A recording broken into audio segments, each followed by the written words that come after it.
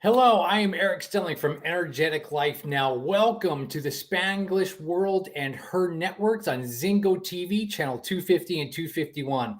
Please remember to download both the Zingo TV app on the respective app stores and on iOS and Android devices. While you download, make sure you rate, leave a comment, and the app is free.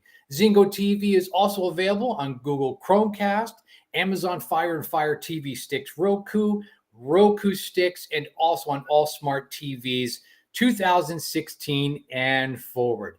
Thanks you guys so much for joining us. I am your host today, Eric Stenlake from Energetic Life, and I just want to extend a warm welcome to everyone viewing on your respected platforms all around the world, and happy International Women's Day. To all of our women out there, we love you, we see you, we hear you, we stand for you, we cheer for you, and know that we are here supporting you. So excited about my very special guest today, Mellisa Shipman, as we call her Mel, and we're here to begin this two-part series because Mellisa has the most incredible story. And how appropriate is it that you are here, Mel, with us today on International Women's Day to begin to share your story with us and kind of go through the process of you being a woman, if you haven't noticed, and going through the process of really explaining your story with us because it's so unique, so profound, so amazing. And I know our listeners are going to get so much value out of our time together today. So thank you, Mel, for being here. Love you. And it's an honor to have you. Thanks. Well, absolutely. Thank you, Eric, for the invitation, and definitely happy International Women's Day. I don't think we could have planned this any better. I'm telling you. To do this. So I'm honored that you asked me to be a guest on your show. And yeah, let's get right into it. Awesome. So, Mel, I know your story goes back many years. So, where would you like to begin and kind of filling in some spaces here to give us a little? You know what? Maybe let's start with your bio. How about that? Let's start with your amazing accomplishments because I was going through the list. I'm like, there's no way I'm going to remember all this stuff. So, Mel, give us a little bit of the background. Like, who is the Mel behind Mel Shipman? Well, I think that's a loaded question in a way, but I'm going to try and summarize that very quickly, I suppose. I wear many hats. I think is Yeah. probably the best way to summarize my life and who I am.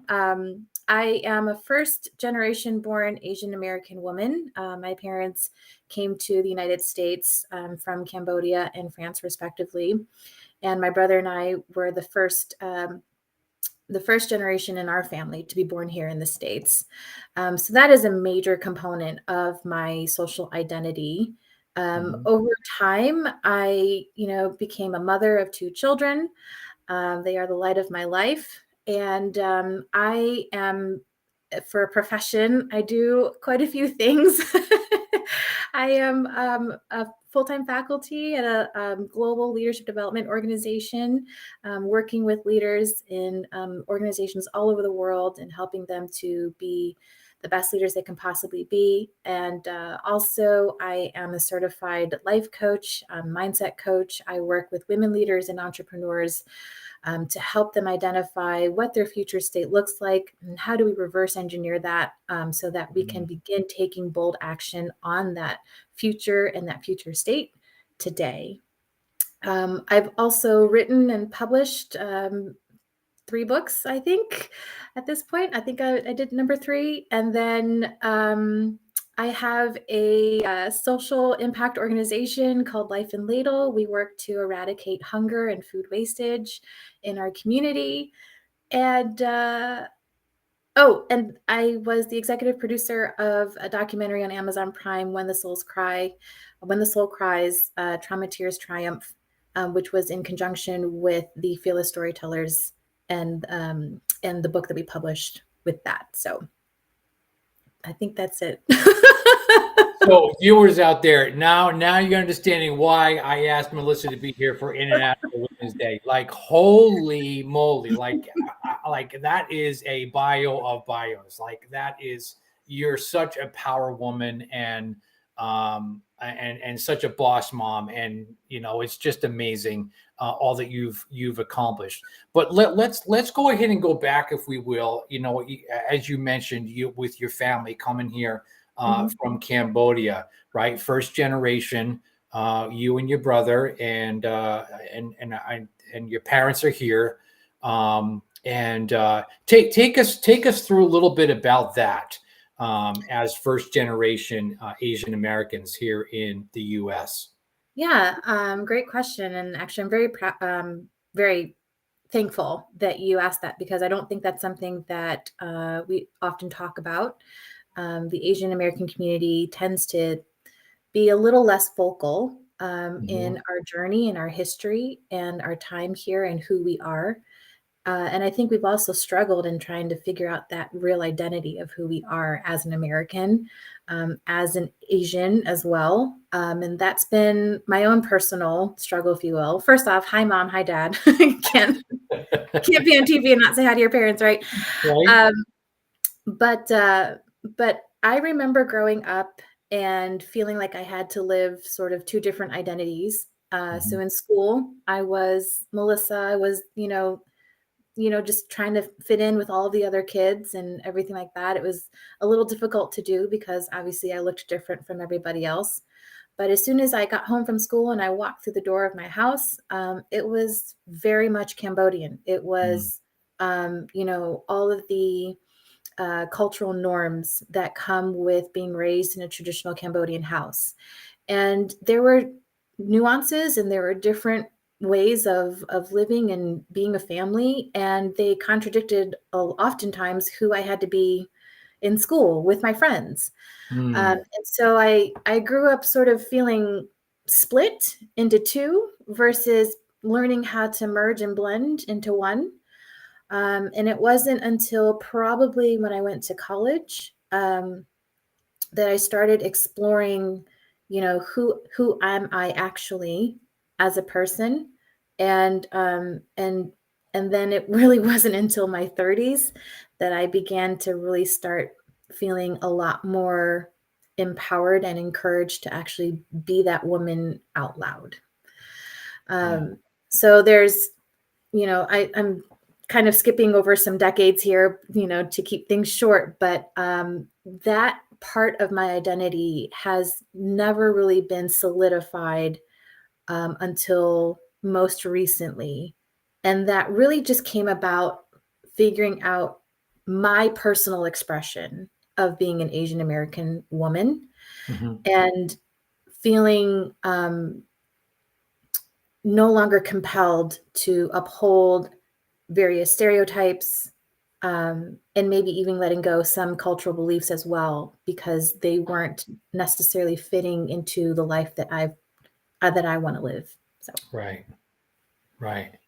So even early on in childhood, then you're saying that was challenging in itself, because you were, as you said, you looked differently, right, than all the other kids there. That I can't even imagine that impact that had on you as a child. I mean, as we're looking at identities, right? And I think under normal circumstances, if you will, I think we all deal with identity crises from one point in time throughout our life, right? Even as Sure. adults, we're looking at what is my identity within a work role, within a individual roles, and things that we play. But impacting that as a child, Mhm. what were some of the challenges and struggles that kind of came out about with that? Um, I mean, it ranged from like external things of, obviously not looking like all the other kids in my class, not having the same, you know, I didn't have peanut butter and jelly sandwiches packed in my lunch when I brought my lunch to school. Mm. I had rice and like dried fish and, or like leftover Yeah. stir fry or, and I didn't have forks in my lunch bag. I had chopsticks, So I mean, it was those little things that were more outwardly visible, but then there were Mhm. also internal things too, because when you're sort of expected to uphold certain cultural beliefs and values um, that are, uh, just expected out of a young girl in the Mhm. family, they don't always connect or align with, more American values. Mhm. And it's this internal struggle. It's a little bit of this friction going on of, okay, which side of me do I honor? Which side of me will be accepted? Because in the home, I'm accepted more when I, uphold the Cambodian parts of me. But at school, that part of me would get mocked, mimicked, you know, racism occurs, discrimination occurs, all the things occur. Mhm. And then, you know, you can't really take who you are as an American kid into a traditional Cambodian home and then expect that to fly well either. So, Well, yeah, I would imagine so. I mean, you have your family values, your family norms from the absolutely. Cambodian standpoint, and then you have your American social norms Right. and things that are accepted. And I love the word that you're saying there is blend. How do you blend it together? Is it even possible? And having that internal struggle. Yeah. Uh, I didn't really start answering that question until I had my own kids. hmm, Because what I appreciate about the way that my parents raised me was that they gave me deeply rooted yeah. knowledge about our family history, our culture. They took everything that they had growing up in Cambodia and they did their absolute best to transplant it here in America and give me everything that they had growing up as best as possible. Hmm, And so it gave me a level of confidence of, okay, at least I know this part of who I am right. because I grew up with kids that didn't really know their ethnic background or their Mhm. heritage, no matter what it was. And so I was firmly rooted in that knowledge, and I'm Yeah. grateful for that. Yeah. Having my own children now and knowing that they are mixed and they have, a wider variety of different ethnicities in them, um, I've had to answer that question. How do I let my kids fully understand all the parts of who they are and everything that they're made up of? Yeah. And I won't say that I've mastered it. I don't have some like step by step solution, but I think it's about one being consciously aware of your own social identity and an understanding that there are parts of all of our identities that are visible, but there are also parts that are invisible. There Mhm. are parts that we choose to speak of. There are parts that may never be spoken of. There are parts that are written, and there are parts that are unwritten. And so you make an active choice every day to let the world know who you are Yeah. and what parts of you choose to show and share with others. Um, and then, in terms of finding that blend, I don't know if maybe I don't know if blend is maybe the right word, but more of your own personal formula or recipe, if you Mhm. will. Let's not start talking about food because I'm going to go right into cooking. But That's right. That's right. Because but because you are an amazing cook, and, oh my gosh, her recipes and things that she has online, I'm just like, "Oh my gosh, I want some now." Yeah. Um, so, thinking about, parents out there, right? Mhm, And families that may be, experiencing, some of this within their own family unit, today, right? mhm. What would be some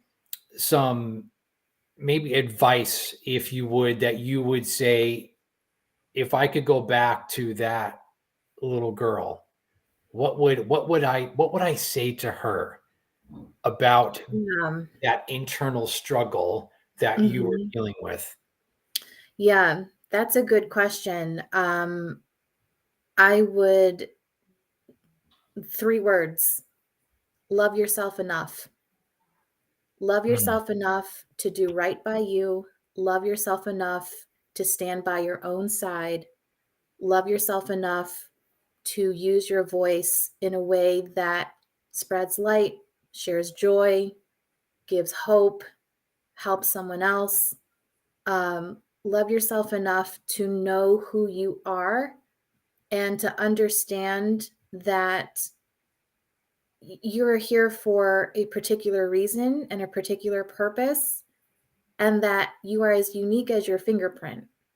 mm, And as you discover yourself, let the world know what to value you for and why, and we will follow your lead. There's a quote, and I'm not quite sure who said it, but it's not mine.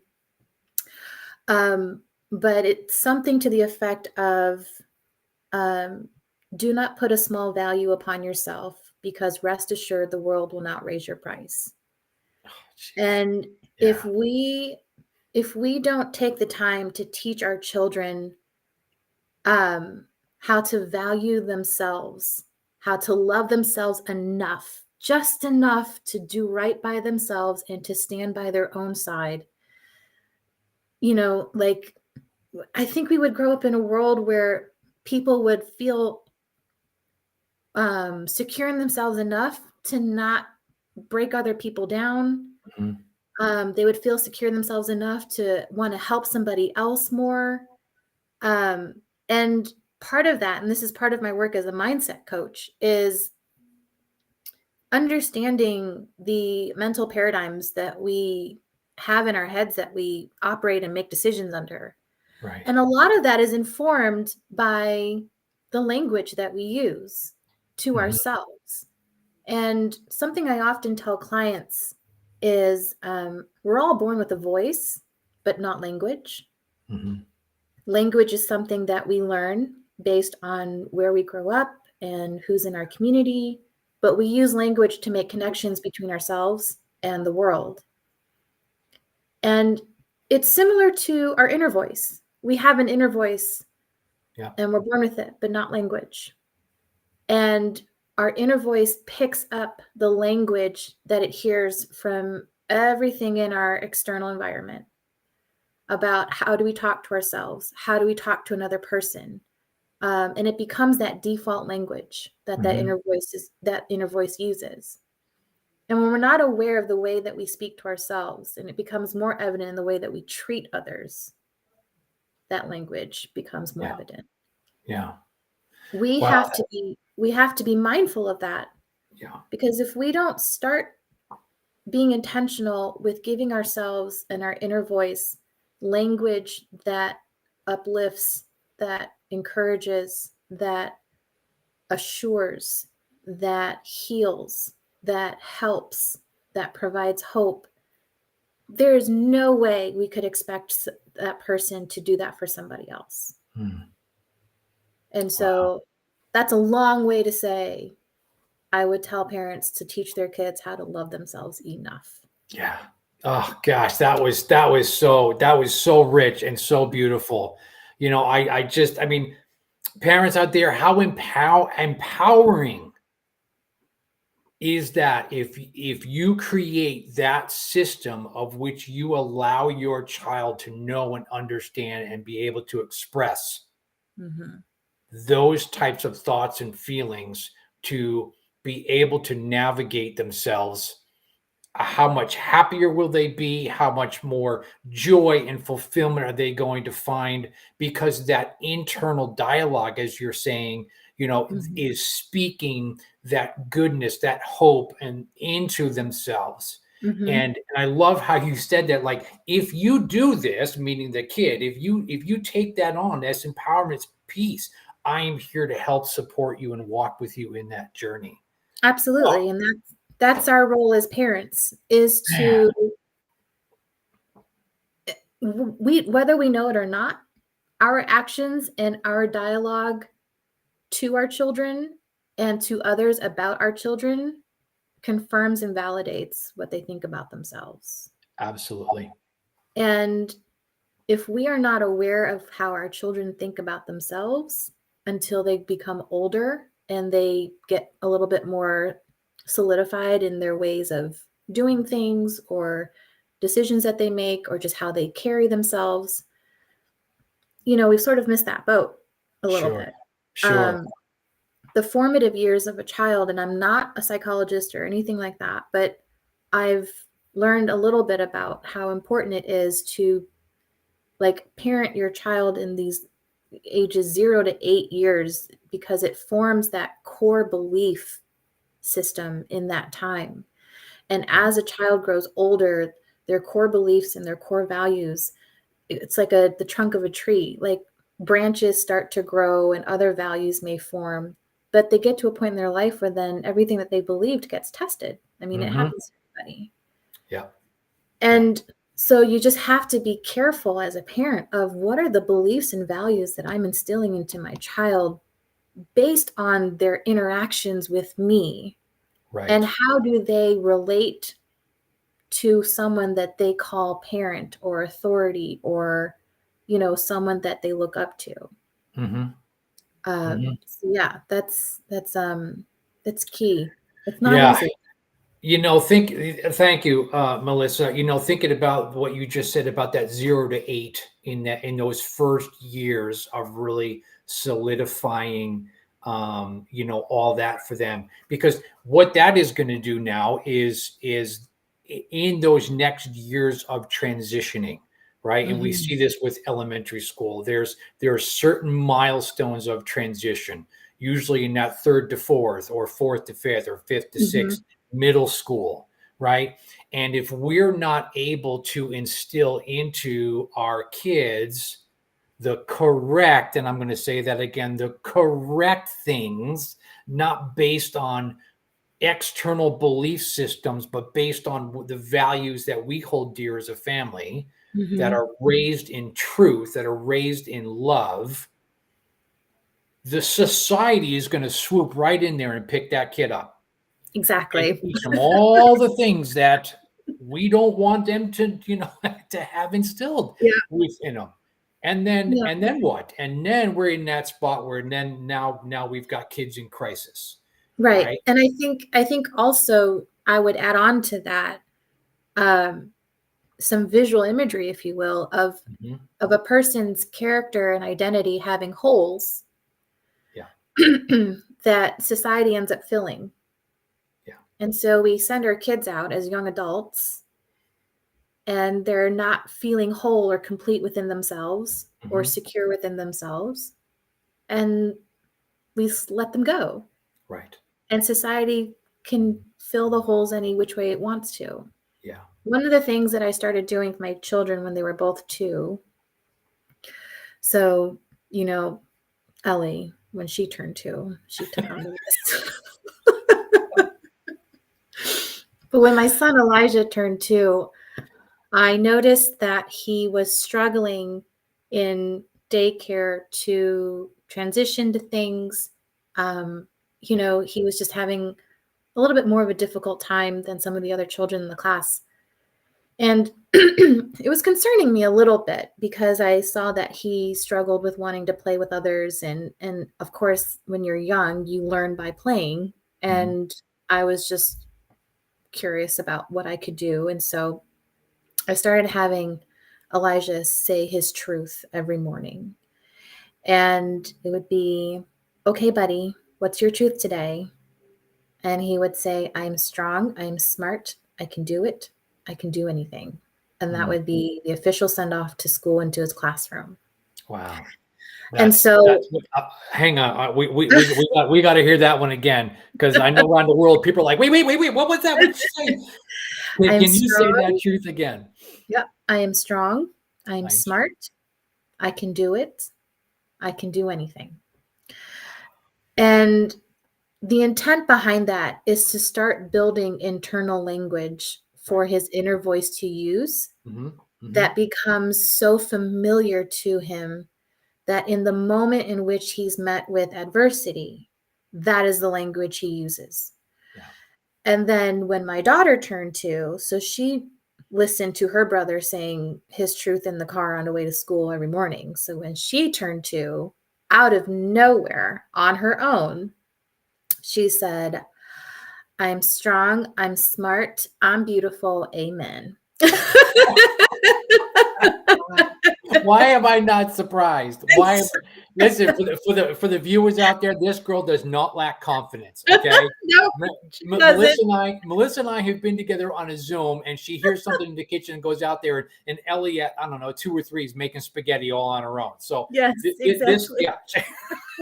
Yes, exactly.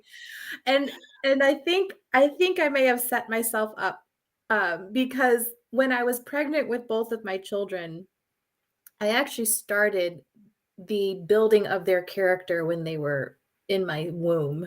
Mm, So anytime that I had a doctor's appointment that was an ultrasound appointment, I would come home from that appointment, I would turn the ultrasound over, and I still have them to this day, but I would write positive affirmations on the back of the ultrasound. oh, So, that's I'm healthy, I am kind, I love God, God loves me, I am well, I am bright, I am intelligent, I love to help others, I am funny, whatever was in my heart to write. And I filled up the entire backside of the ultrasounds oh, with positive affirmations. wow. Mm. And then I had Ellie. And when Ellie came out, and she was this like Tasmanian devil in a tutu. And I was like, I mean, she was such a different child from Elijah. Uh-huh. And she was even a different child from me. And I struggled mothering her for the first 18 months to 2 years of her life because I couldn't figure out, like, where did this kid come from? You know, she had such energy. She Yeah. had no fear. She had no boundaries. She was curious about all the things. And then I found her ultrasound, and I looked at the back of it, and I looked at what I wrote, and I was like, "Man, I did this to myself." 'Cause I wrote things like, "I'm bold, I'm fearless, I'm courageous." Yeah. Um, all the things that had to learn as an adult woman, I wanted my child at the time to just have. I didn't want her to struggle with the things that I struggled with growing up and having to learn, as an adult. And man, did that come true. Oh, that's so cool. That is so cool. Dr. Joseph McClendon, he always tells us, what you write, you invite, right? It's Yes. so you wrote it, you put it out there, and it came back. But Yes. what a great not a problem, but what a great outcome to have. I mean, I think it's a good practice, but in hindsight, it's almost like, okay, but just be careful what you're asking for because you got to parent that for That's solid right. 18 to 21 years. Oh, Lord, I'm So telling you. just be careful. Just be careful what you're asking for. Oh, But geez. the other thing that I learned about daughters was actually from a previous leader that I used to work for at a nonprofit. um, I was sort of sharing with her just, some of my struggles with parenting my child and just not understanding her. And why wouldn't she listen? And why wouldn't she follow my instructions? My boy is like textbook kid. Like you tell him Yep. what to do and he'll do it. And and um and she said, daughters come to earth to teach you and not learn from you. And Mm, when you understand that your daughter is the teacher and you're the student, your entire dynamic will change. wow. And I was like, you know what? She's right. Because here's my little 2-year-old girl that's bold and fearless and doing whatever she feels compelled to do with wild abandon and total curiosity and just taking that risk, whatever that is, and not being afraid. Mm, And I'm learning from my little girl how to do that and not question myself and my ability. Oh, And that so is so good. That is so good because I think we as parents, we get so bogged down in the minutia of life, the mhm. mundane, the let's go, go, go, go, go stuff, Yeah, right? yeah, That we miss those moments if we're not careful of those teachable moments where they are teaching me. And absolutely. now my kids are 18 to 25 group, and I think the best thing that I ever did as a father was move myself out of that role of dad into more of that role of life coach, Mhm. life support, if you will, right? Yeah, Keep breathing, kid, keep breathing, right? Get into that role because it really opened up because in my mind I'm like, well, you're in your teenage years, you got to do this, you got to do this, you got to do this, and it's like yeah, if I kept in that, I think we would be in a much different place, yeah, yeah. right? Well, but I mean, you can't really blame yourself, and I don't think there's You anything to blame. Right. Um, it's really just a matter of understanding, that every person in this world is going to have to go through their own journey Mhm. to Mhm. discovering who they are, why they're here, and how they're going to make the most out of this thing we called life. Right. And as parents, it is it is a duty, but it's also an honor and a privilege to be assigned and given someone or some children or some people to do that with at an intimate and close level. you Mhm. know Mhm. we can do this as leaders at work, we can do this as leaders in our community, but when we get to do this in the home, Yeah. Yeah. I mean, it's just a much more rewarding, fulfilling thing. And of course, we're not going to get it right all the time. Well, that's uh, for sure. Jeez Louise. yeah, but I think when you think back on like who was most influential in your life, who taught you the most things, or who shared with you the most compelling stories, there's always some sort of root back to a family member. Mhm. And I think that's important. As another thing I'm thinking about when it comes to parenting is, to your point, when we get stuck in the mundane and the daily grind and all the hard things. I mean, every night I'm yelling at my kids at bath time to get out of the shower and all the things. And you find yourself wrapped in those loops. But on the other side of childhood is their adulthood journey. Right. And parenthood is beyond bedtime, bath time routines, getting homework done, going to games and performances, signing field trip forms, packing lunches. It's beyond kissing boo-boos. I Mhm. mean, it's a big part of it. I think parenting is also providing your child with a healthy blueprint of what a thriving adult looks like. Mhm. Yeah. And to me, you do that when you go after your own dreams, when Mhm. you go after the life that you want to have, when you work and put your time and talent towards the future that you wish to experience for yourself and make it your now. Yeah. Because after a period of time, your kid isn't going to need you to do their laundry anymore, tuck them in and read them stories, help them learn how to drive, get them their first job. After some period of time, all of that's going to go away. Mhm. But they're going to get to a point in their own life where they're going to start wondering, what can I do as an adult that gives me a meaningful life? And if they didn't have a blueprint growing up at home, they're going to find it somewhere else. Sure. Of course. Of course. Yeah, and I think that goes back to what we were talking about in those early year transition times. If Mhm. we don't create this safe and love identity and relationships that we can help along that way, that's where society then will grab onto that hold, Yep. and then gosh, that it can all sometimes turn out in a very, very negative and opposite direction Mhm. for them. Yeah. So, for all of our viewers, I want to go back, if we can, just for a second into, um, looking at that. And I know for me, I call it the identity statement. That your kids, you help them create, Mhm. and I know for me, I will end up, I made one myself. Matter of fact, not too Oh, long I ago, love when I was with my coach, so uh, good. Kendra. I'm a champion of power, energy, hope, and love. And this is my statement that I say to myself, right? The Yeah, the sun being the energy that I pull from, that gives me the energy to put out there, right? so This good. kind of represents kind of like my heartbeat of life, if Yep. you will. And then the Mhm. puzzle pieces, because that's kind of goes into my makeup. This would be a great activity.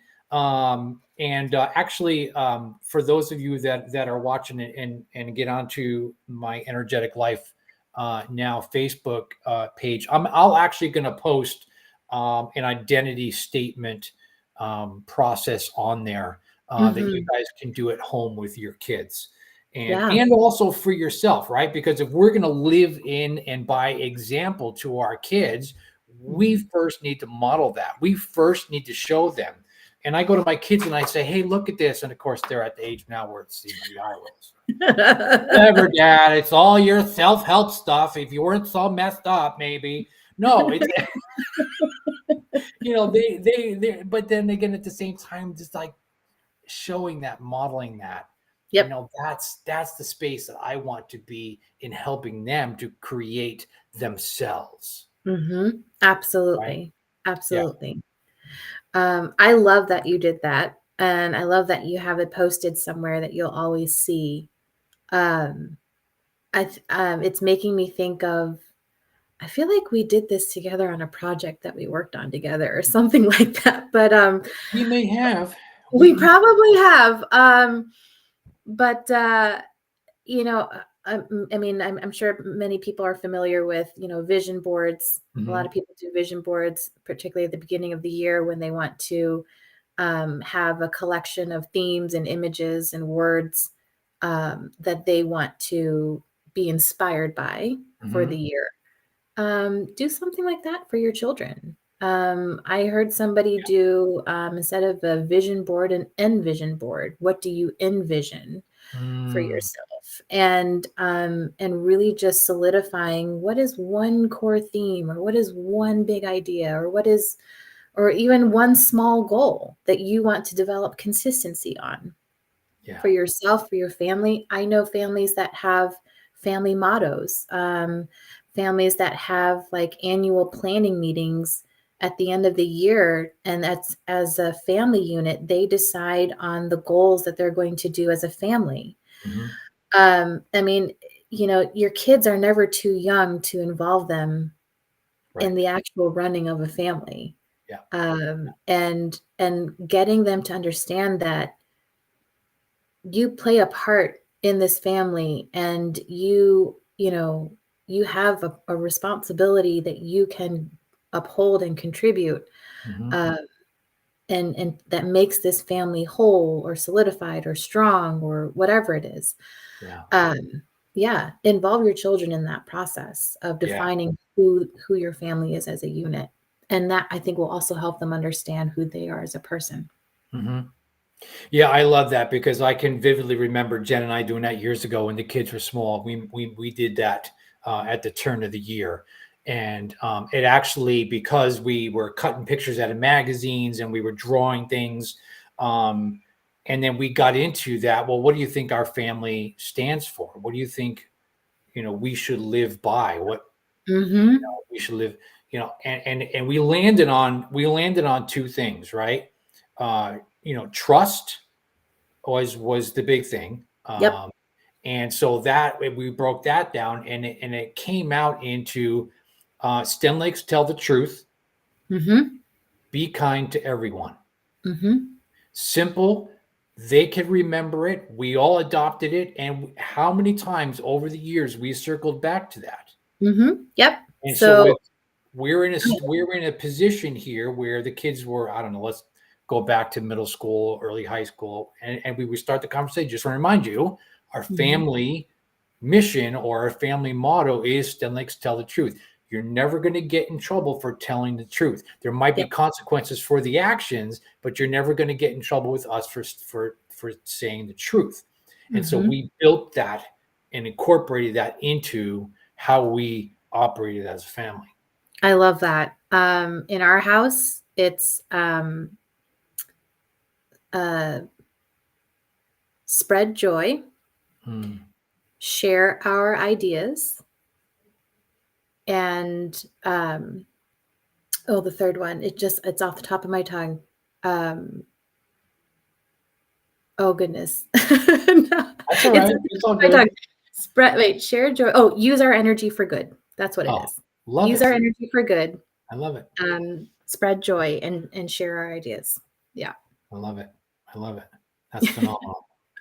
So there you go, friends around the world. That would be a great action item for you to tackle going into this week and this weekend. See if you and your family can sit down and create this together. And like I said, I'll throw in the Energetic Life Now Facebook page. If you're not on Facebook and you're in a place that you can't get to that, you can always email me, and I'm at Eric Stenlake 10 at gmail.com. I'll say that again, Eric Stenlake 10 at gmail.com. And I'll shoot that out to you. Watch, I'm going to have like a million people now and be like, oh my God, your inbox is full. But you know what? It's fabulous. See if you can create something, because it was so beneficial and so helpful, because the empowerment piece from thought and feeling to action and outcome was Mhm. all derived from that. And it Yep. wasn't me as the parent saying, that's it, you're grounded. It came from, hey, Stenlake's tell the truth, be kind to everyone. Now let's get into what happened and share that experience. Absolutely. I love that. Yeah. Love that. That's why you're awesome. Hey, man. It's all because How I did got a power woman boss upstairs is what's going on. Yes. Yeah. Yes.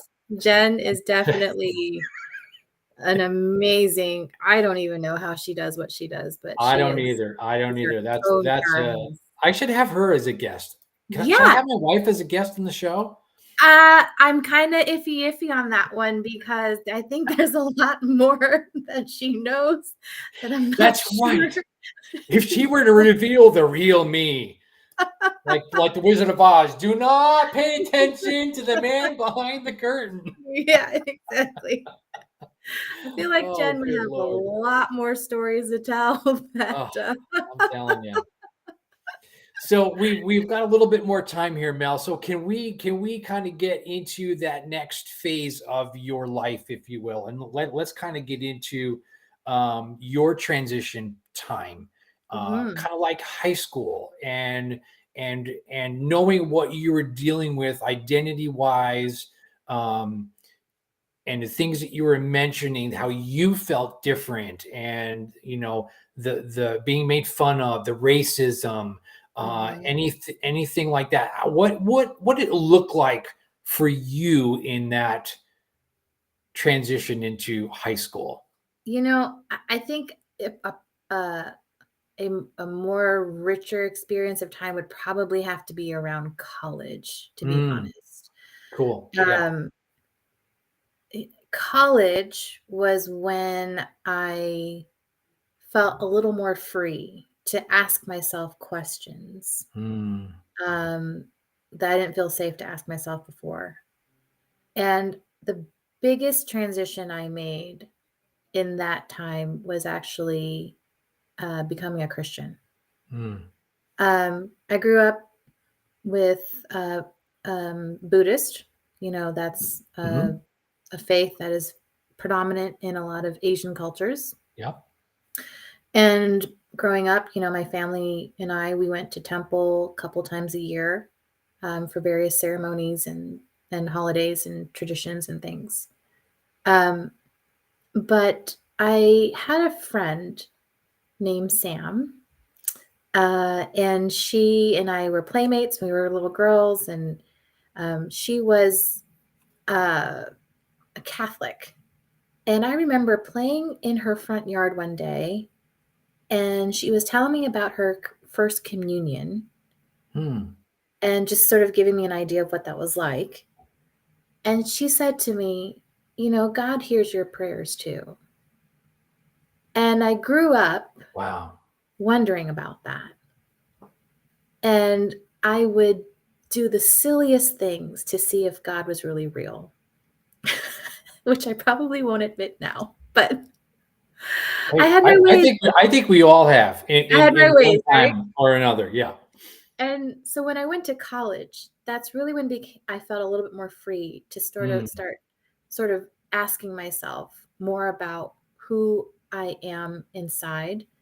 And I remember that oftentimes, I felt this strong urge to be more expressive and vocal.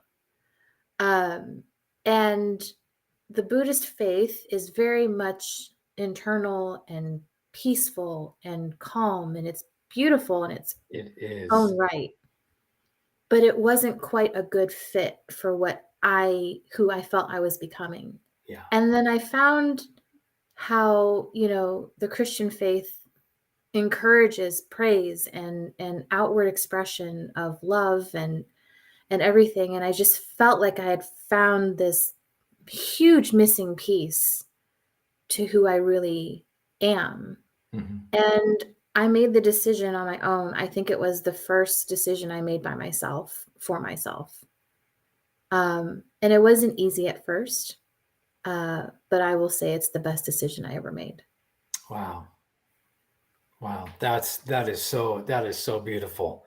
And I think that as we come back for part 2, I think we're going to see that this defining moment was that which began to catapult you into doing everything that you've been able to accomplish. Everything. Yeah. Everything from that point on. Everything I've gone through from that point on. My faith has been my bedrock. Yeah. And well, we'll just get into that next time. Yeah. That's awesome. That's Come back awesome. if you're interested. Yeah. Well, listen, friends around the world, thank you guys so much for tuning in today. Mellisa, thank you so much for sharing. This was an absolute blast. Come back and join us. Part 2 is going to be in a few weeks, and you'll see it posted within the social media here in Spanglish World Television.